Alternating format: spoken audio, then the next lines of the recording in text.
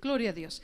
Quisiera compartir, hermanos, con ustedes un mensaje que he intitulado Hacia lo imposible. Esto será solamente una parte del mensaje en sí, hacia lo imposible. Amén.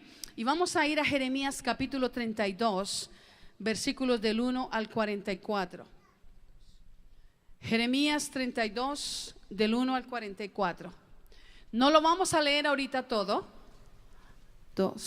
Solamente ténganlo ahí listito. Yo les voy a avisar cuándo vamos a estarlo leyendo. Y el lema que el Señor ha puesto en el corazón de su servidora para este año es ¿cuál? A ver, los varones, ¿ustedes lo saben? Hacia lo imposible. ¿Y las hermanas? Los jóvenes. Eso sí, hacia lo imposible. Gloria a Dios. Señor, nos disponemos para escuchar tu palabra. Permite que nuestros oídos y nuestro corazón estén atentos, dispuestos. Y también, Señor, oramos que nuestra voluntad sea preparada, debidamente capacitada por ti para ejercer tu palabra. Abre el entendimiento, ayúdanos. En el nombre de Jesús te lo imploramos, que este consejo venga para echar raíces en el corazón y sacar en nosotros, transformar en nosotros la obra que tú esperas ver. En el nombre de Jesús. Amén. Vamos a tener ahí listito en Jeremías 32. A través de los recuentos que encontramos registrados en las páginas de la Biblia, nosotros podemos hallar que Dios siempre ha utilizado vasijas no perfectas. Amén. ¿Cuántos creen que Dios busca vasijas perfectas? Qué bien, estamos muy bien, estamos en la nota. Dios siempre ha utilizado vasijas no perfectas, vasijas imperfectas, pero vasijas que se rindan ante su señorío, de tal modo que por medio de ellas Él ha logrado dejar una evidencia más en la humanidad, que con Él, con Dios, podemos caminar hacia lo imposible. Amén. La historia de Jeremías, amados hermanos, relatada en este pasaje, es una de ellas. La vamos a leer en unos momentitos. Y vamos a examinarla un poco más cerca. Y oramos al Dios de los cielos y de los imposibles. ¿Cuántos tienen a ese Dios? El Dios de los imposibles. Oramos a ese Dios, a ese hemos orado, que Él ilumine nuestros entendimientos, que Él convenza nuestros corazones y ante todo que Él empodere nuestras voluntades para que nosotros también podamos ser de aquellos que han experimentado esa dimensión a la cual el Señor anhela llevarnos como su pueblo. ¿A dónde? Hacia lo imposible. Gloria a Dios. Vamos a leer versículos del 1 al 15 del capítulo 32. ¿Listos? Yo se lo voy a leer. Dice: palabra de Jehová que vino a Jeremías el año 10 de Sedequías, rey de Judá, que fue el año 18 de Nabucodonosor. ¿De dónde era Nabucodonosor? De Babilonia. Él era el rey del imperio babilónico, del pueblo caldeo. Entonces el ejército del rey de Babilonia tenía sitiada a Jerusalén, la tenían rodeada. Y el profeta Jeremías estaba preso en el patio de la cárcel que estaba en la casa del rey de Judá. Están poniendo esa imagen en su mente, ¿verdad? Ok. Porque Sedequías, rey de Judá, lo había puesto preso. ¿Por qué lo había puesto preso? Mire por qué. Diciendo: ¿por qué profetizas tú diciendo, así ha dicho Jehová, he aquí yo entrego a esta ciudad en mano del rey de Babilonia y la tomará? Y Sedequías, rey de Judá, no escapará de la mano de los caldeos, sino que de cierto será entregado en mano del rey de Babilonia, y hablará con él boca a boca, y sus ojos verán sus ojos, y hará llevar a Sedequías a Babilonia, y allá estará hasta que yo le visite. Y si peleareis contra los caldeos, no os irá bien, dice Jehová. Dijo Jeremías. Ahora yo quisiera un momentito que usted se ubique en este diálogo, porque el rey de Judá, llamado Sedequías, aunque tenía sitiado su gobierno, los tenían rodeados, él todavía estaba en el poder, él todavía estaba prevaleciendo. Y tenía en el patio de la cárcel del palacio, donde era la cárcel de mayor seguridad, de más alta seguridad, ahí tenía un altísimo criminal. No, ¿verdad? ¿A quién tenía ahí encerrado? A un profeta que no se defendía por mano humana. Tremendo, ahí lo tenía encerrado. Y él viene, Sedequías viene y lo confronta nuevamente. Y mire que después de ese planteamiento, de esa confrontación, versículo 6 dice: dijo Jeremías, palabra de Jehová vino a mí diciendo: he aquí que Hanameel, hijo de Salum, tu tío, viene a ti diciendo: cómprame mi heredad que está en Anatot, porque tú tienes derecho a ella para comprarla. Quiere decir que sobre Jeremías vino el espíritu de Jehová, sí. ¿Y qué le dijo? Le mostró lo que había de pasar, amén. Le reveló lo que va a pasar. Y vino a mí Hanameel, hijo de mi tío, conforme a la palabra de Jehová, al patio de la cárcel, y me dijo: compra ahora mi heredad que está en Anatot, en tierra de Benjamín, porque tuyo es el derecho de la herencia y a ti corresponde el rescate. Cómprala para ti. Esa era una práctica que, de acuerdo a las instrucciones del pueblo de Israel, se le había dado. Que antes de que alguien de Israel le diera prioridad a alguien fuera de su familia para hacerse de una posesión de alguna heredad, o aún para redimir la causa de un matrimonio que hubiera quedado en estado de viudez, tenía que darle la oportunidad al pariente más cercano. Amén. Estamos caminando en esto, ¿verdad que sí? Yo sé que ustedes ya lo saben, pero es importante que estemos caminando en este mismo paso todos. Muy bien. Entonces, versículo, ¿cuál era? 9. Y compré la heredad de Hanameel, hijo de mi tío, la cual estaba en Anatot, y le pesé el dinero, 17 siclos de plata, 17 monedas de plata. Y escribí la carta y la sellé y la hice certificar con testigos, y pesé el dinero en balanza. Tomé luego la carta de venta sellada según el derecho y costumbre y la copia abierta. Y di la carta de venta a Baruch, hijo de Nerías, hijo de Maasías, delante de Hanameel, el hijo de mi tío, y delante de los testigos que habían suscrito la carta de venta, delante de todos los judíos que estaban en el patio de la cárcel. O sea, en otras palabras, Jeremías, para ejecutar la palabra y la orden de Dios, se encargó de hacer todos los detalles necesarios. ¿Están, verdad que lo están copiando? Todos los requisitos, uno por uno, a modo de certificar que se cumplía a cabalidad la palabra de Dios. Porque cuando llegó el momento de comprar esa heredad, eso no era más que el cumplimiento de lo que Dios ya le había dicho a él. Importante escuchar la palabra de Dios, amén. Versículo 13: y di orden a Baruch delante de ellos diciendo: así ha dicho Jehová de los ejércitos, Dios de Israel, Dios de vida abundante.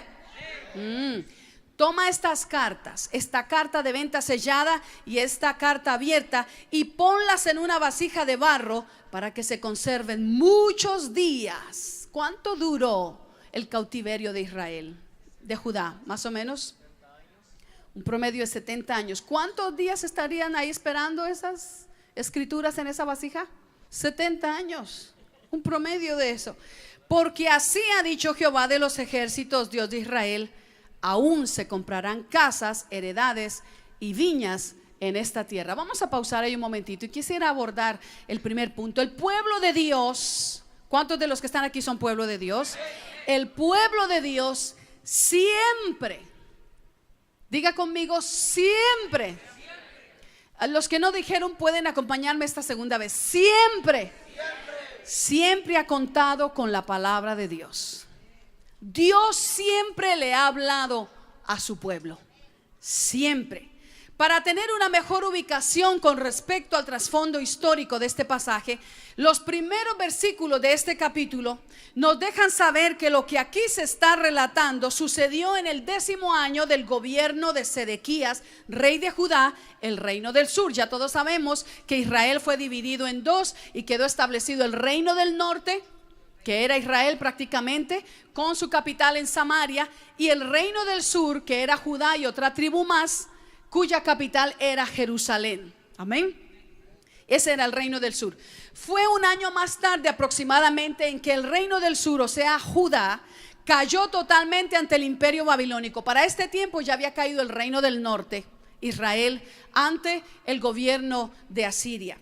Y fueron llevados cautivos en diversas deportaciones. En este tiempo del que estamos hablando, más o menos un año después del pasaje que leímos, en ese tiempo fueron llevados cautivos en diversas deportaciones, desde la realeza de los de Judá y sus príncipes, los sabios, los nobles de Judá, hasta gran parte de la población promedio. Y Jerusalén, que era ¿qué? La capital del reino del sur. Muy bien, muy bien, muy bien. Jerusalén, que era la capital del reino del sur, fue devastada, fue raída, quedando en ella una minoría del pueblo hebreo, entre los cuales se cree que quedó el profeta Jeremías, quien más tarde, un tiempo más tarde, fue llevado a Egipto. Es lo que dice más o menos la historia, con un remanente que había quedado abandonado en Jerusalén. Pero allí en Egipto él siguió profetizando, y dice los anales de la historia, lo que creen la mayoría de los teólogos, de acuerdo a los recuentos que hay, que allí en Egipto él murió como mártir por causa de su fe en Dios y por su incondicional obediencia al Dios de la Biblia. ¿Para dónde vamos, pastora? Aguántese un tantito, ya vamos. No sé si logró observar en los versículos que leímos, pero pareciera que no hay congruencia entre los dos temas que el rey Sedequías y el profeta Jeremías quieren tocar. El rey, mientras todavía estaba en el poder, insiste en mantener preso al profeta, y la única causa, de acuerdo a la Biblia, por la cual le tiene en el patio de mayor seguridad, cómo y dónde se tiene detenido a un delincuente de alta peligrosidad, es porque Jeremías insiste en no congraciarse con la autoridad humana, que es Sedequías, si el hacerlo va contra la dirección de la autoridad divina. Esa es la única causa por la cual Jeremías está tirado allá en esa cárcel. Sedequías tiene confrontado a Jeremías, y aunque lo ha recluido en un estado de prisionero, tirado, de acuerdo a otros pasajes, Jeremías estaba tirado en la cisterna del palacio real, maltratado, humillado, olvidado, abandonado, sin haber cometido un delito que validara ese encarcelamiento. Todavía Jeremías, cada vez que comienza a hablar y a responder ante las confrontaciones del rey Sedequías, Jeremías comienza con esta línea maravillosa y revolucionaria que dice: vino a mí la palabra de Dios y dijo. Eso a mí me llama la atención. ¿No usted? Eso a mí me llama la atención.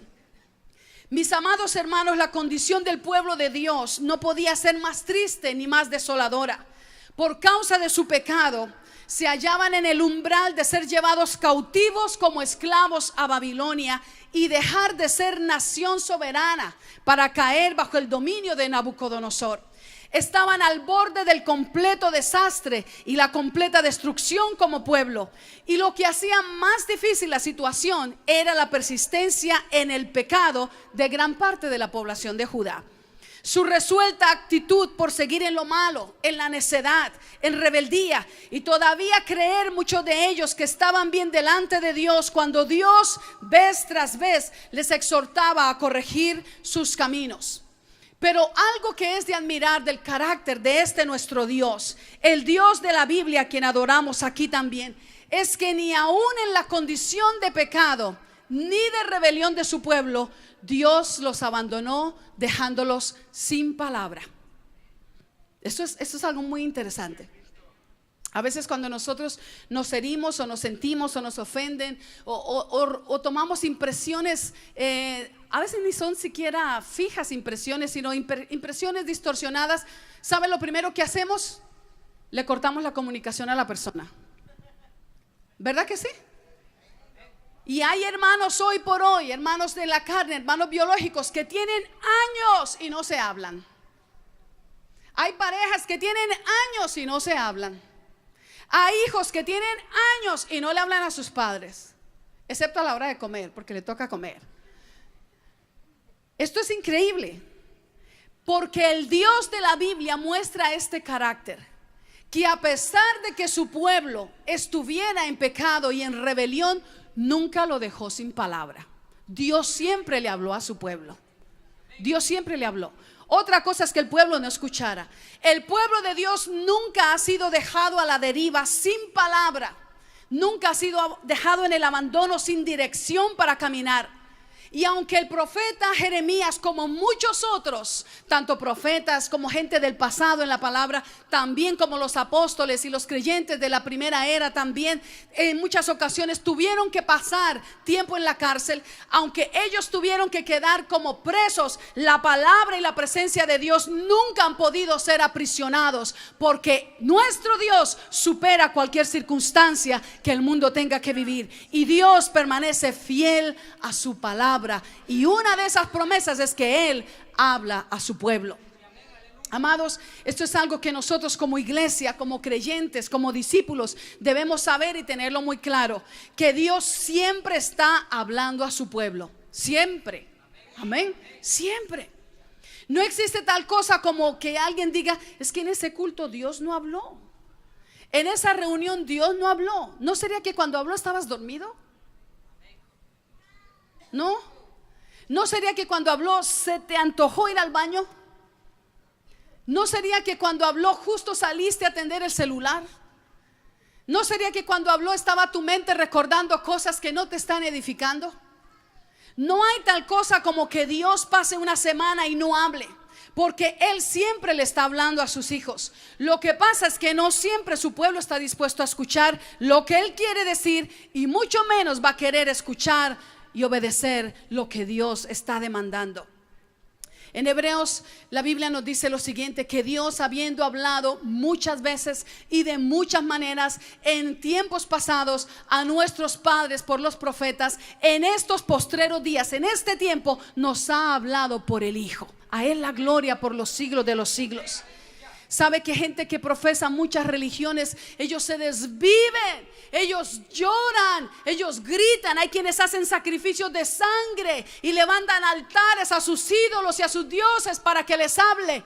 Y tienen que salir de ahí vacíos, porque esos ídolos tienen ojos pero no ven, tienen oídos pero no escuchan. Esos ídolos tienen pies pero los tienen que cargar colgando en el pecho o en una bolsa, o ahí en el carro, o en una estampita, en un libro que cargan. Pero nuestro Dios está en los cielos. Todo lo que quiso ha hecho. Él tiene ojos y Él ve, Él tiene oídos y Él escucha su clamor, Él tiene manos para obrar milagros en favor de nosotros, y Él tiene boca para hablar. Aleluya. ¿Cuántos le dan la gloria a Dios? Amados hermanos, esto es algo por lo que nosotros debemos darle gracias a Dios cada día. Y es que al ser su iglesia somos objeto de su aliento.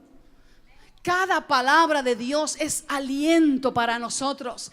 Es el ruaj, es ese respiro, es ese oxigenar para nuestra alma. Cada palabra de Él que emana de su presencia es parte de su presencia para nosotros a través de su palabra. Gloria sea nuestro Dios por los siglos de los siglos. Vamos a leer los versículos 16 al 25. ¿Listos? Y después que di la carta de venta a Baruch, hijo de Nerías, ahora Jeremías entra en una disciplina que nosotros también nos estamos ejercitando en ella. ¿Cuál es? La oración. Dígalo con convicción. La oración. Versículo 16. Después que le di la carta de venta a Baruch, hijo de Nerías, oré a Jehová diciendo: oh Señor Jehová, he aquí que tú hiciste el cielo y la tierra con tu gran poder y con tu brazo extendido, y no hay nada que sea difícil para ti. ¿Cuántos se gozan en esa palabra? Esto, hermano, esto no es para leerlo a la carrera. Esto es para digerirlo. Me voy a pasar a la Nueva Versión Internacional. Señor mi Dios, versículo 17, tú con tu gran fuerza y tu brazo poderoso has hecho los cielos y la tierra. Para ti no hay nada imposible. Muestras tu fiel amor a multitud de generaciones, pero también castigas a los hijos por la iniquidad de sus antepasados. Oh Dios grande y fuerte, tu nombre es el Señor Todopoderoso. ¿No cantábamos eso hace un momento? Amén. poderoso Dios. Versículo 19, tus proyectos son grandiosos y magníficas tus obras. Tus ojos observan todo lo que hace la humanidad para dar a cada uno lo que merece según su conducta y los frutos de sus acciones. Tú hiciste milagros y prodigios en la tierra de Egipto y hasta el día de hoy los sigues haciendo. ¿Cuántos pueden declarar eso? Que no solamente es que Dios nos salvó, es que nos arrebató de las garras del pecado del enemigo de Egipto, que es el término espiritualmente hablando. Pero no solamente nos dejó ahí a ver cómo nos defendemos, es que hasta el día de hoy Dios sigue haciendo milagros, prodigios y señales por nosotros. ¿Cuántos escuchamos el último día del año en el culto, verdad? Bueno, sigamos. Mire lo que dice la oración de Jeremías. Tú hiciste milagros y prodigios en la tierra de Egipto y hasta el día de hoy los sigues haciendo, tanto en Israel como en todo el mundo. Así te has conquistado la fama que hoy tienes. ¿Cómo le decimos a él? Poderoso Dios, poderoso Dios, poderoso Dios. Mi alma clama por ti. Aleluya. Oh, hermano, esto es revolucionario, porque la gente le puede decir a sus ídolos y a sus dioses: tú todo lo puedes. Mentiras, no lo pueden. No lo pueden, porque la Biblia dice que no hay autoridad que no haya sido delegada por Dios. Que si algo puede alguna entidad humana o alguna entidad supuestamente religiosa, lo puede porque Dios se lo permite. Pero el nuestro Dios, el de la Biblia, Él es poderoso Dios. ¿Sí ve que es importante cantarlo con entendimiento? Muy bien, dice: tú con tu gran despliegue de poder y con milagros, prodigios y gran terror, sacaste de Egipto a tu pueblo. Le diste a Israel esta tierra donde abundan la leche y la miel, tal como se lo habías jurado a sus antepasados. Aquí viene la explicación, porque ellos habían caído o estaban ante el umbral de caer bajo el juicio de Dios. Pero cuando entraron y tomaron posesión de ella, ese pueblo no te obedeció ni acató tu ley, ni tampoco hicieron lo que les habías ordenado. Por eso les enviaste toda esta desgracia. Ahora las rampas de ataque han llegado hasta la ciudad para conquistarla a causa de la espada, el hambre y la pestilencia. La ciudad caerá en manos de los babilonios que la atacan. Señor, todo lo que habías anunciado se está cumpliendo. Eso es poderoso, que su palabra nunca caerá a tierra. Todo lo que habías anunciado se está cumpliendo y tú mismo lo estás viendo. Señor mi Dios, a pesar de que la ciudad caerá en manos de los babilonios, tú me has dicho: cómprate el campo al contado en presencia de testigos.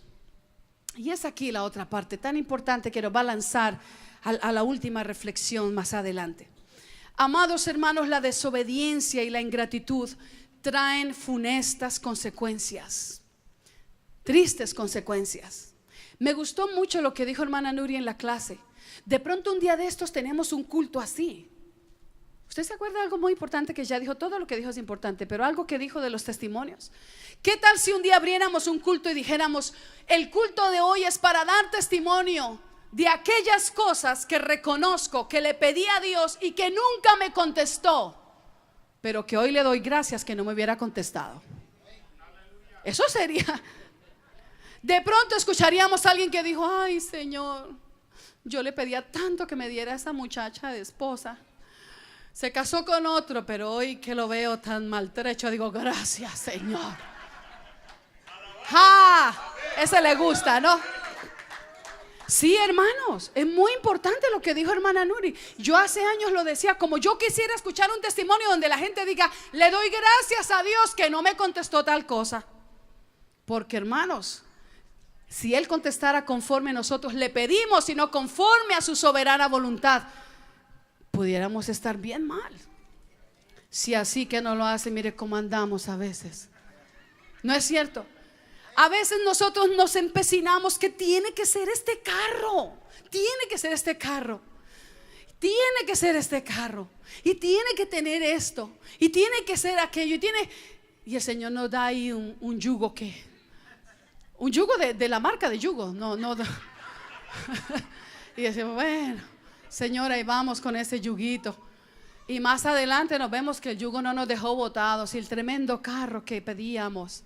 Hermano, hay cosas que Dios se va a contener de darnos, no porque no nos ama, no porque nos quiere ver sufrir, no porque se está riendo de nuestro problema, de nuestra necesidad, no porque quiere que estemos ahí suplicantes como gente que no tiene respuesta, no que nos quiere ver en desesperanza. Hay cosas que Dios se contiene de no darnos porque Él mira las cosas desde la perspectiva de lo eterno.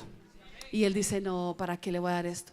Así que, joven y señorita, sígale pidiendo al Señor su esposo, su esposa, pero no insista en que sea el que a usted le gusta. Señor, dame este esposo, dámelo, lo que tú tengas para mí, pero que sea este, Señor.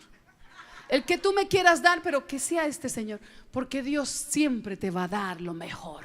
Amén. Amén. Y si de pronto comenzamos en una decisión de una carrera y no es esa, deja que el Señor te guíe. Él te va a dar lo mejor.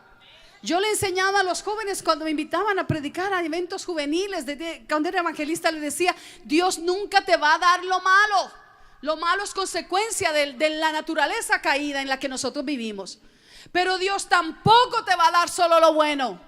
Amén. No está convencido. Dios nunca te va a dar lo malo, tampoco te va a dar solo lo bueno. Dios siempre te va a dar lo mejor. Entonces, si Dios siempre nos va a dar lo mejor, ¿por qué insistimos con esa molestadera? Porque pretendemos que nosotros sabemos más que Él. Quieres ese contrato y lo quiero, es que hay mucho pisto de por medio y lo quiero. Y Dios te dice, no, agarra este más suavecito, yo sé por qué te lo digo. Pues después termina que muchos de los que estaban ahí metidos están endeudados hasta el cuello, no pagan ni la renta, mucho menos te van a pagar a ti ese contrato. Dios sabe lo que hace. Amén. Más vale lo poco con la bendición de Dios que aquello mucho que creemos tomar y que creemos tener, pero que no llegamos a poseer, porque no están los planes de Dios. Aleluya. La desobediencia, la ingratitud traen funestas consecuencias, pero aún en medio de la necedad, en medio de la infatuidad, Dios aún imparte palabra, misericordia, y Dios promete un futuro y una esperanza. Si quizás estamos pasando por un momento difícil, consecuencia de alguna decisión o de algunas circunstancias en la vida, recuerda esto, que eso no es para siempre, que Dios tiene para ti futuro y esperanza. Amén. Amén. Definitivamente parece que el rey y el profeta no se pueden poner de acuerdo en el tema que están discutiendo. El rey habla de un tema y Jeremías le contesta con otro. Sedequías y Jeremías no logran hablar coherentemente el uno con el otro. Mientras Sedequías quiere conquistar a Jeremías, porque es lo que el rey quiere hacer. El rey de Judá quiere conquistar al profeta para que declare completamente lo opuesto a lo que Dios le está diciendo que diga. Mientras él está intentando conquistarlo para que hable lo que todo el mundo quiere oír en tiempos de prueba. ¿Qué quiere oír usted en tiempos de prueba?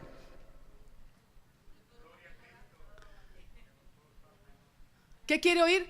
Cuando usted está bien amolado, hermano, ¿qué quiere usted oír? ¿Quiere oír que alguien le diga, ya ve, por eso le va mal? Pues yo le dije a usted, ¿verdad que no? Cuando usted está bien enfermo, quiere oír que lleguen y le digan, oh, ¿qué pecado cometió? ¿Por qué está enfermo? Usted no quiere oír eso, ¿no es cierto? ¿Están conmigo?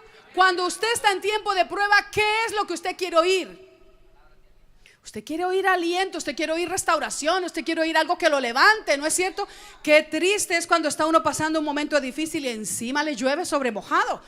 Y amados hermanos, en tiempos de prueba, Sedequías quería convencer que Jeremías declarara lo contrario, que declarara sobre ellos que estaban bien y que no habría ningún castigo. Jeremías recibe la palabra de Dios que confronta al rey y al pueblo, haciéndoles ver su maldad, su rebelión, su desobediencia, el fruto de su pecado. De acuerdo a lo que declara Jeremías, es lo que ahora los tiene en las puertas de una terrible hecatombe. Pero también Jeremías procede a caminar hacia lo imposible en medio de tal situación. Y aquí ya vamos a entrar a nuestra última milla en este mensaje.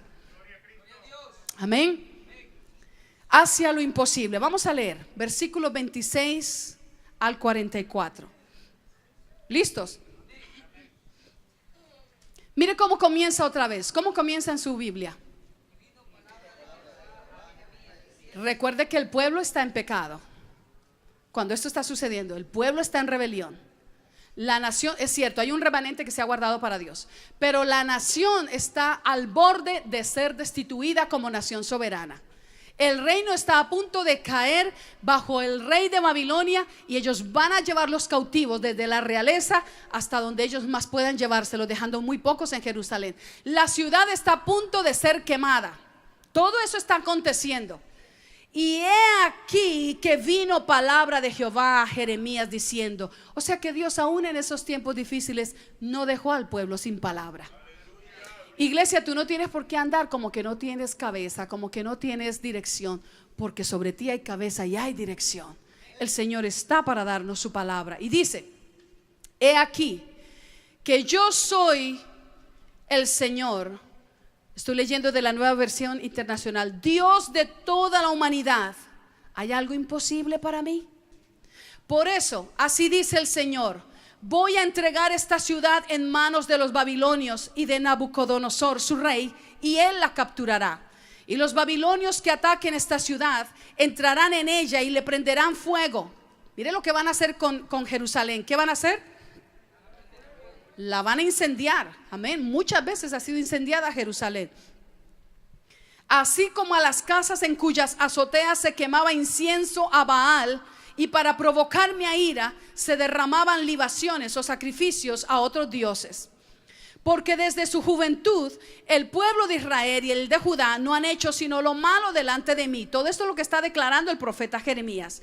El pueblo de Israel no ha dejado de provocarme a ira con la obra de sus manos, afirma el Señor. Quiere decir que con su boca decían una cosa, pero con sus hechos hacían otra. Eso es lo que está implicando. Ya va a ver lo que dice más adelante. Desde el día en que construyeron esta ciudad hasta hoy, ella ha sido para mí motivo de ira y de furor. Por eso la quitaré de mi presencia, por todo el mal que han cometido los pueblos de Israel y de Judá. Ellos, sus reyes, sus jefes, sus sacerdotes y sus profetas, todos los habitantes de Judá y de Jerusalén. Ellos no me miraron de frente. ¿Qué hicieron? Sino que me dieron la espalda. Y aunque una y otra vez les enseñaba, no escuchaban ni aceptaban corrección. Colocaban sus ídolos abominables en la casa que lleva mi nombre, y así la profanaban. Entraban con sus ídolos al templo del Señor. Tal vez algunos no veían los ídolos, pero Dios sí los veía, porque Dios veía el corazón. Dios ve el corazón. También construían altares a Baal en el valle de Ben Hinnom, para pasar por el fuego a sus hijos e hijas en sacrificio a Moloc. Cosa detestable, dice Dios, que yo no les había ordenado y que ni siquiera se me había ocurrido. De este modo hacían pecar a Judá. Versículo 36 en la Nueva Versión Internacional, sigo leyendo, y dice: por tanto, así dice el Señor, Dios de Israel, acerca de esta ciudad, que según ustedes caerá en manos del rey de Babilonia por la espada, el hambre y la pestilencia. Hasta este versículo está Jeremías declarando el juicio de Dios, el derramamiento de la ira de Dios sobre un pueblo que con su boca confiesa una cosa, pero con las obras de sus manos contradice lo que dicen sus labios. Amén. Y entonces toda la gente está escuchando esto. Toda la gente está escuchando esto. El rey Sedequías está escuchando eso. Y hay desmayo en el corazón. Y hay preocupación, por supuesto que sí. Pero en algunas otras naciones y algunos otros oídos se alegran de que Jerusalén y que Judá vaya a caer. Se alegran. Y por causa de eso, el Señor dice, y por causa de la fidelidad de Dios, dice versículo 36: por tanto, así dice el Señor Dios de Israel acerca de esta ciudad, que según ustedes caerá en manos del rey de Babilonia por la espada, el hambre y la pestilencia. Voy a reunirlos de todos los países a donde en mi ira, furor y terrible enojo los dispersé, y los haré volver a este lugar para que vivan seguros. Ellos serán mi pueblo y yo seré su Dios. Haré que haya coherencia entre su pensamiento y su conducta. Eso es algo poderoso. A fin de que siempre me teman para su propio bien y el de sus hijos. Haré con ellos un pacto eterno. Diga conmigo: Dios ha hecho conmigo pacto eterno. ¿Lo cree? Haré con ellos un pacto eterno. Nunca dejaré de estar con ellos para mostrarles mi favor. Pondré mi temor en sus corazones y así no se apartarán de mí. Me regocijaré en favorecerlos y con todo mi corazón y con toda mi alma los plantaré firmemente en esta tierra. Así dice el Señor: tal como traje esta gran calamidad sobre este pueblo, yo mismo voy a traer sobre ellos todo el bien que les he prometido. Se comprarán campos en esta tierra de la cual ustedes dicen: es una tierra desolada, sin gente ni animales, porque fue entregada en manos de los babilonios. ¿Usted se da cuenta de lo que está haciendo ahora el profeta? El profeta está considerando el futuro, está viendo más allá del presente. Y en este día el Señor quiere ministrarte de esa manera, que no te entretengas tanto solo viendo el presente, mucho menos que te aferres al pasado. Al pasado hay que ir cuando Dios nos invita, nos permite, para tal vez agarrar alguna lección, parte del aprendizaje, y para tener mejor experiencia y mejores brillos para lanzarnos. No es para aferrarnos en aquello que casi nos destruye. Amén. Para eso no debemos visitar el pasado, porque si así lo hacemos, nos perdemos lo nuevo que Dios está haciendo. Eso es lo que dice su palabra. Pero tampoco el presente, por difícil que sea, es para entretenernos, o por muy agradable que sea, es para que nosotros nos quedemos allí, como dijeron aquellos, como dijo aquel discípulo: hagamos aquí 3 ramadas y aquí quedémonos. Hay quienes no aman la venida del Señor porque aquí viven tan chévere que dicen: ¿para qué me voy de acá? ¿Para qué, Señor, no vengas todavía? Si ahorita es que la estoy pasando chévere, ahorita es que estoy bien. Pero la palabra del Señor lo que nos quiere enseñar es que nos proyectemos al futuro y comencemos a caminar hacia lo imposible, que solamente es realizable a través de Dios. En esa tierra desolada, versículo 44, voy a terminar. En la tierra de Benjamín y en los alrededores de Jerusalén, en las ciudades de Judá, de la región montañosa, de la llanura y del Negev, se comprarán campos por dinero, se firmarán escrituras y se sellarán ante testigos. Afirma el Señor, porque yo cambiaré su destino. Aleluya. Muy bien. Hacia lo imposible. Versículo 27. Dios habla al profeta Jeremías y le dice: Jeremías, estás oyendo el recuento del rey, estás viendo lo que está pasando alrededor tuyo, tu corazón llora. De hecho, Jeremías era conocido como el profeta llorón, porque todo el tiempo estaba lamentando y llorando la maldad, el endurecimiento, la desobediencia de un pueblo que decía que tenía a Dios, pero no se conducía como tal. Y el Señor viene a Jeremías y le dice: ¿será que hay algo imposible para mí? ¿No hay nada imposible para Él? ¿Usted qué piensa? ¿Hay algo imposible para Dios? La pregunta que le lanza Dios al profeta en este versículo 27 es lo que nosotros conocemos como una pregunta retórica. Es una figura literaria donde el que está dando el discurso pregunta algo que por lógica ya tenemos la respuesta, pero es para que el oyente se examine. Y yo se la lanzo a usted hoy. ¿Será que hay algo imposible para Dios? Es para que se examine, ¿de veras? Esta pregunta de parte de Dios para el profeta y para el pueblo de Dios viene justo cuando todo aparentemente al ojo humano, a la vista física, va mal y está por empeorar. ¿Me escucharon?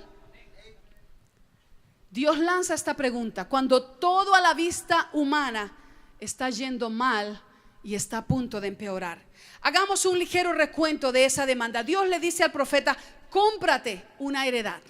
Va a venir un familiar tuyo, tú tienes el derecho de redimir esa parcela, tú la vas a comprar, ve y hazlo en la ciudad capital, en Jerusalén. Aunque Jerusalén va a ser invadida, sus muros van a ser derribados, las plantaciones y las construcciones van a ser pasadas por el fuego, aunque esa ciudad donde vas a invertir la van a incendiar.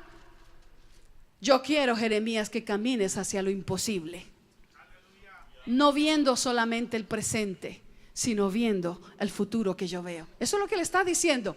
Amén, hermanos, ¿están conmigo? Aunque el reino del sur va a ser derrocado, ahí donde tú vas a invertir, sus habitantes serán llevados prisioneros y cautivos, siendo esclavos bajo el imperio babilónico. La tierra de Judá, donde vas a invertir, está por experimentar la más grande devastación y el más grande asolamiento de su historia. En ese mismo tiempo, Dios le dice a Jeremías: saca tus ahorros. ¿Cuántos tienen ahorros? No me conteste. Saca tus ahorros, invierte en comprar una heredad de uno de tus parientes en esa tierra. Haz toda la transacción del negocio con todos los requisitos legales, como quien dice, no permitas en tu corazón duda y digas: mejor le voy a dar un enganche y el resto me lo guardo por si de pronto no era Dios el que me hablaba. ¿Sí me entienden? Eso es lo que le está diciendo. Llama testigos, firma escritura sellada, deja una copia de la escritura abierta para que la pongas al público, entrega el dinero y declara proféticamente que un día esta tierra que hoy cae bajo el juicio de Dios y es escoria en el presente y motivo de vergüenza y de humillación en el presente, un día conocerá el tiempo donde reverdecerá y será restaurada, tendrá mayor gloria y será tierra codiciable, donde todo tendrá mucho valor, porque yo, Jehová, soy el Dios que restaura. Qué bonito eso, ¿verdad? Amados hermanos, poder hacer esto, estar dispuestos a caminar en obediencia cuando todo a nuestro alrededor nos dicta lo contrario, cuando todas las voces nos gritan que es muy difícil, es caminar hacia lo imposible. Tal vez hijos te han dicho: no es posible que yo cambie, mamá, no es posible que yo cambie, papá. Tal vez de tus padres tú has oído eso: no, mi hijo, no, hija, ya no ores más por mí, que eso no va a cambiar, yo voy a ser siempre así. No, nosotros somos implacables para avanzar hacia lo imposible. Y el Dios que tenemos es ese Dios. ¿Quién quisiera en este tiempo ir a comprar un terreno, hacerse de una parcela o de una propiedad en un lugar donde están en guerra? ¿No es cierto que no? ¿Cuántos inversionistas mundiales o internacionales llegaron a El Salvador cuando estaban en guerra? No, usted no. O sea, si usted le queda una neurona de las 200 mil millones de neuronas que tiene, una que le quedara, usted no invertiría en una zona en guerra, que usted sabe que la van a incendiar, donde no hay garantías para su documentación, ni para su inversión, ni para sus transacciones. ¿No es cierto que no lo haría? ¿Quién busca invertir en un lugar donde no hay futuro? Y es bajo ese contexto que Dios le demanda a Jeremías a actuar caminando hacia lo imposible. No solo declararlo, porque hermanos, decirlo es más fácil que hacerlo. Yo declaro que mis hijos vendrán a ti este año, y después los miramos y yo definitivamente no creo eso, Señor. Yo declaro que mi esposo, mi esposa vendrá a ti este año, y cuando lo mira, ese diablo está más perdido que va a venir. Sí, hermanos, así es el corazón del hombre. Así es. Yo declaro que este año me vas a dar un buen trabajo de buena remuneración. Y llega el lunes y lo echaron del trabajo y dices: yo sabía que el Señor no me lo iba a dar. Hermanos, nuestro corazón es engañoso. Así es. Decirlo, declararlo es más fácil que hacerlo. Pero el Señor le invita a Jeremías y a nosotros no solo a declararlo, no solo verlo, porque a veces hasta decimos con ligereza: yo lo veo con los ojos de la fe. Mentiras, no lo vemos. Es más fácil decirlo, porque es que si lo vemos con los ojos de la fe, eso nos cambia, eso nos transforma, eso produce inmediatamente resultados en nosotros. Dios nos llama a actuar hacia eso que nadie más puede ver y que nadie más tan siquiera puede imaginarse. Amén. Por eso me gusta tanto ese coro de Tu mirada, donde dice: tu fidelidad me lleva más allá de lo que puedo imaginar. ¿Cuántos quieren que continúe? Gloria a Dios. Cuando Dios le demanda a su vasija actuar contracorriente, porque eso es, como a Jeremías, es una expectativa de un paso de fe, es una prueba de fuego de obediencia, es invitándole a la vasija, a ti y a mí, a elevarnos a una altura desde donde podamos ver las cosas como Dios las ve, contemplar desde su perspectiva, como solo se puede contemplar lo imposible y conocer que es realizable. Solo el que ha estado allí, hermanos, puede proceder implacable contra todo obstáculo, contra todo aquello que se levante para entorpecer. ¿Por qué? Porque ya contempló desde el lente divino no solo el desastroso presente, sino el glorioso futuro y la extraordinaria jornada de restauración que únicamente en Dios es posible. Entonces, invertimos, ¿verdad que sí? Invertimos, podemos invertir todo recurso porque no estamos viendo solamente el presente y sus desafíos, sino que nos remontamos más allá y vemos al futuro como Dios lo ve. Isaías 53:11 dice eso. Cuando el profeta está declarando el siervo sufriente, al Mesías, a nuestro Jesús, nuestro Cordero adorado, el profeta dice esto: verá el fruto de la aflicción de su alma y quedará satisfecho. Jesús miraba desde la cruz al futuro y sabía que un día Teresa vendría a los pies de Jesús. ¿Sí me entiende? Era más fácil mirar su dolor, ver que estaba derramando la sangre, que lo injuriaban, que lo maltrataban. Era más fácil eso que ver al futuro. Pero la Biblia nos enseña que Dios mira desde un lente diferente. Jeremías invirtió para cosechar, ¿sabe cuándo? 70 años después. Porque esto es el tiempo que se llevaría a la cautividad. Pero ¿sabes qué es lo tremendo de esto? Que él no vivió para recoger su cosecha. Tremendo, ¿verdad? Algunos dicen: no, entonces yo decidí mejor porque yo me guardé el pisto, yo no invertí, cada vez daba menos de ofrenda porque uno no sabe lo que puede pasar, la crisis económica mundial, bla, bla, bla. Jeremías obedeció a cabalidad, invirtió para cosechar 70 años después. Y lo tremendo es que no vivió para recoger su cosecha, pero sí vivió caminando hacia lo imposible. Amados hermanos, quiero cerrar con lo siguiente: qué tremenda herencia y legado el que nos han dejado los hombres y las mujeres de Dios en toda la historia del pueblo de Dios, cuando han sido puestos a prueba para ir y actuar contracorriente. Te voy a mencionar algunos de esos ejemplos y sus resultados cuando fueron puestos a prueba de si caminarían o no hacia lo imposible. ¿Listos? Era imposible que cayera lluvia del cielo, porque hasta entonces solo un rocío de la tierra subía y la humedecía. Por lo consiguiente, era ridículo construir un arca y hablar de lluvia, mucho menos de un diluvio. Pero comenzó la lluvia cuando Noé terminó de predicar y de construir el arca, y vino el diluvio. Caminó hacia lo imposible. Era imposible que Sara tuviera un hijo, porque además de ser estéril, ya le había llegado la menopausia y era anciana, pero lo tuvo. Era imposible que Abraham, siendo viejo de más de 100 años, engendrara un hijo en una anciana estéril, pero lo hizo, y de ahí vino el hijo de la promesa.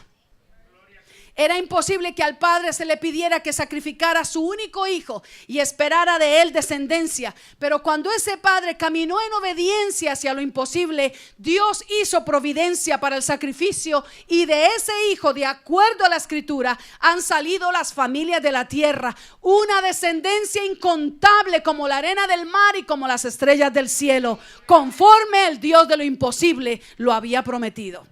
Era imposible que un joven vendido por sus hermanos a unos extranjeros y que fue llevado como esclavo a Egipto se convirtiera un día en el segundo señor del imperio. Pero ocurrió, y a causa de su nobleza y de su obediencia preservó a toda una nación. Señores y señoras, les estoy hablando del patriarca José. ¿Cuántos le dan la gloria a Dios? Quien desde joven estuvo dispuesto a caminar hacia lo imposible, creyendo que sus sueños venían de un Dios todopoderoso que no conocía imposibles.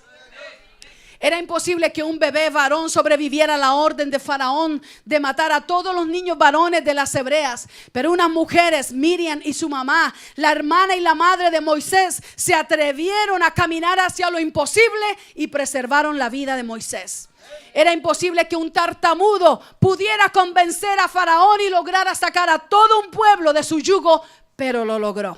Era imposible que una multitud de cerca de 2 millones de personas lograran sobrevivir en el desierto y su generación joven entrara a la tierra prometida, pero lo lograron porque el Dios que les guiaba de día y de noche conocía bien el camino de lo imposible por donde Él prometió que los iba a llevar. Era imposible hallar agua para calmar la sed de una muchedumbre en el desierto, pero la mano poderosa del Dios de la Biblia, de acuerdo a los registros bíblicos, abrió la fuente de una peña y vertieron aguas para todos y no murieron de sed. ¿Quieres seguir escuchando más imposibles? Era imposible alimentar 2 millones de personas que comían más que los colombianos, salvadoreños, hondureños, todos juntos. 2 millones de personas día a día, era imposible alimentarlas en el desierto.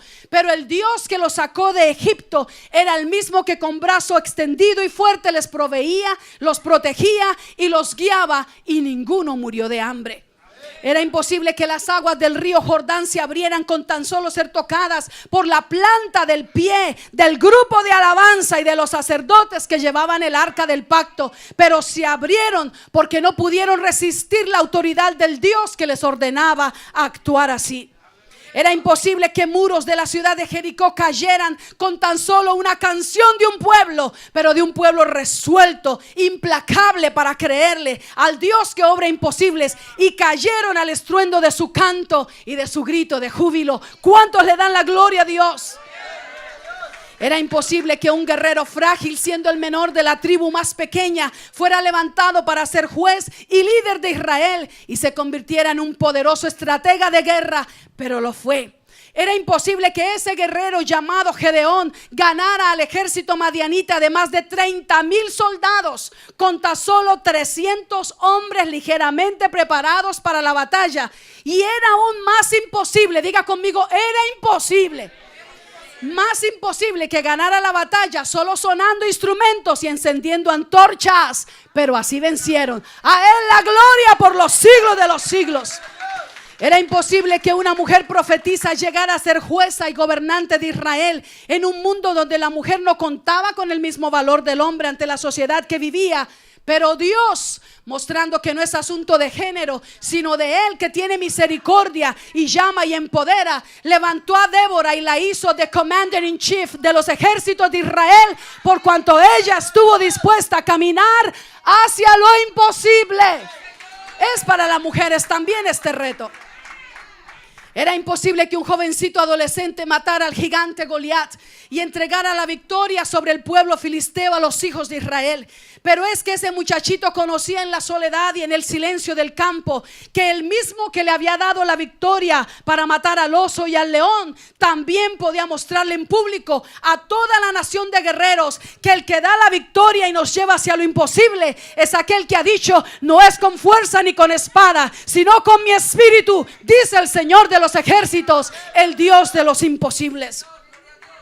Era imposible que una sencilla jovencita recibiera la estrategia de cómo preservar al pueblo de Dios de la mano de Amán y se evitara el más grande intento de exterminio contra los hebreos de toda la historia. Pero ocurrió, y por seguir al Dios de lo imposible hasta el día de hoy hay linaje hebreo. Gracias, Esther, por caminar hacia lo imposible. Era imposible que una extranjera fuera redimida por un hombre mayor de linaje puro de Israel y de ahí viniera la descendencia del Mesías esperado. Pero el Dios de lo imposible no tiene miramientos de raza, ni de color, ni de género, ni de edad, ni de nivel académico, ni social, ni de ninguna clase, sino que extiende misericordia y gracia a todo aquel que se dispone. Gracias, Ruth, por caminar hacia lo imposible. Era imposible que 3 jóvenes, aunque consagrados y celosos del Dios de la Biblia, sobrevivieran al horno de fuego donde fueron lanzados por no negar su fe, pero salieron de ahí ilesos, porque el que los llamó a caminar hacia lo imposible también envió al príncipe de sus ejércitos para acompañarles en el horno de fuego. ¿Cuántos le dan la gloria a Dios por ello? Era imposible que en un foso de leones hambrientos sobreviviera un hombre vegetariano y saludable, pero salió de allí sin tener ningún rasguño ni pérdida alguna, porque al Dios que oraba y servía es aquel que también se da a conocer como el león de la tribu de Judá. Aleluya. Era imposible que alguien invirtiera en una tierra que está a punto de ser asolada, quemada y raída, confiando en que un día vendrá, en que esa tierra reverdecerá nuevamente. Pero hubo un profeta llamado Jeremías que se dispuso a creer y a caminar hacia lo imposible, y pudo contemplar por la perspectiva divina el futuro glorioso de su pueblo. Aunque no vivió para cosechar el fruto de su inversión, lo contempló por la fe y dejó un legado de esperanza. Era imposible que en un sencillo y apestoso pesebre naciera el Redentor del mundo, el que sería el libertador de Israel y de toda la humanidad, por cuanto sería llamado Rey. Y se esperaba que naciera en un palacio. Pero el Dios de lo imposible tuvo a bien permitir esa condición para su Hijo, para enseñarnos que se hizo pobre, para que por su pobreza nosotros fuésemos enriquecidos. Era imposible que a un asesino se le confiara el evangelio de Jesús y se levantara a hacer voz de ese evangelio transformador a los gentiles. Por causa de su entrega y de su vida, se ha hecho posible que hasta el día de hoy más generaciones vengan al conocimiento de Dios y que conozcan al dador de la vida abundante y de la vida eterna. Y hasta el día de hoy, todo predicador que se pare en cualquier altar a predicar el evangelio, a enunciar las buenas nuevas, tiene que hacer mención de Pablo, aunque era imposible, porque Dios lo hizo posible. Era imposible que floreciera una iglesia en las condiciones y en el área donde ha florecido. Hoy, apenas con 8 años y medio, podemos declarar que Dios ha sido fiel y bueno, que nos ha hecho florecer, prevalecer, crecer, y continuamos porque nos lleva de la mano aquel que ha puesto candelero en medio de su iglesia. Y este año Él nos reta a ir hacia lo imposible.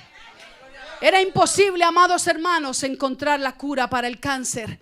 Pero hoy, después de tantos testimonios que escuchamos en Vida Abundante, podemos declarar con base en esos testimonios que la cura para el cáncer se llama el Dios de los imposibles. ¡A Él la gloria! ¡Aleluya! ¡Gloria al nombre de Jesús! Y finalmente, iglesia, ¿qué es aquello para lo cual tú piensas que es imposible? Cierra tus ojos. ¿Qué es eso que está en tu mente y en tu corazón, de lo cual tú piensas es imposible para mí lograr esto? ¿Una meta? Muchas veces has intentado y vuelves y fallas. ¿Una aspiración en la vida? ¿Un problema familiar? No, este problema es imposible que Dios lo resuelva. Es que yo veo todo tan enredado, tan enredado. Bueno, eso puede estar enredado y tú puedes estar enredado, pero Dios no se deja enredar. Él es el Dios de lo imposible. ¿Qué es eso que está en tu mente que consideras que es imposible lograr? ¿Una provisión financiera? ¿Una enfermedad de la cual todavía no recibes sanidad? ¿Un trauma de tu niñez? ¿Complejos, temores, inseguridades, falta de perdón? ¿Un reto en tu trabajo? ¿Consideras imposible un ascenso en tu área laboral? ¿Una mejor remuneración? ¿Una documentación migratoria que solvente tu situación? ¿Una persona que estás esperando que Dios te envíe para realizar un hogar conforme a su propósito? ¿Una escala académica quizás? ¿Que tus seres amados vengan a Jesús? ¿Lo ves imposible? ¿Un empoderamiento espiritual para vencer lo que estás confrontando o vienes confrontando hace tiempo? ¿Consideras que ya es imposible que seas bautizado con el Espíritu Santo porque mucho lo has pedido y aún no lo recibes? ¿Estás viendo como imposible tener una llenura fresca de Dios, desarrollar una vida consagrada, exitosa, próspera en todo sentido? Iglesia, yo quiero orar aquí en el altar con aquellos que hoy pueden decir conmigo: pastora, este 2014 vamos hacia lo imposible. Trascendemos lo grande y lo sobrenatural. Hoy más que ayer, poseyendo lo nuestro, viviendo el sueño de Dios para mí. Porque lo imposible no existe. Es realizable en Dios, con Él, de Él, por Él y para Él.